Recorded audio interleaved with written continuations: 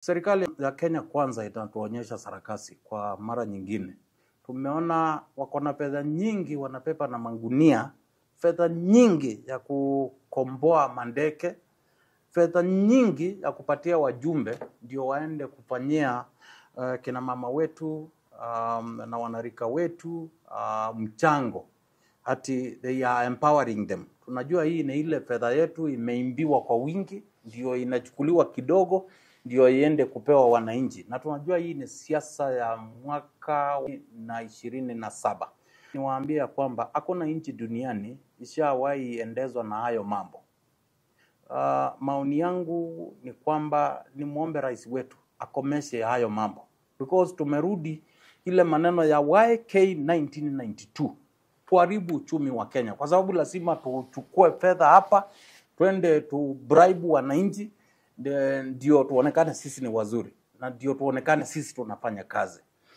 Mheshimiwa Rais wa Jamhuri ya Kenya wa tatu, marehemu Emilio Mwai Kibaki, akiwa na Kalonzo Musyoka kama naibu wa rais, walitengeneza youth fund, wakatengeneza women fund, na hiyo fedha yote hii wanafanya, mimi nashindwa kabisa.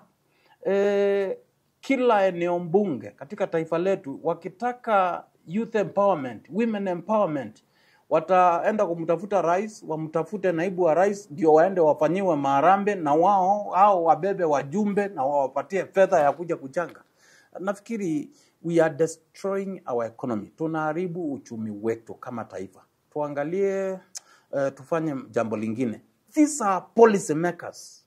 These are members of parliament, Senate and National Assembly. For heaven's sake, go back in parliament, go back in government offices and come up with a policy to empower our youth and our women at the local level, strengthening the institutions that we have. We have a youth fund, we have women enterprise fund, and we can channel those empowerment programs through those. Hii ingine tunafanya ni siasa, na kwanza inaumiza watu wetu.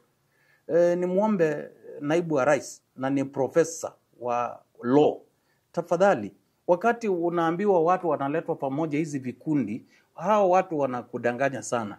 Kama hapa Machakos wanaleta watu, mtu anatumia 1,000 kuja hapo kwa hiyo mchango yenu, na ikikuja mnampatia 200, na hiyo fedha mmechanga mnaenda nayo.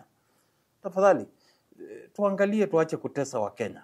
Let's do that which is going to add value and is going to develop, is going to transform this country.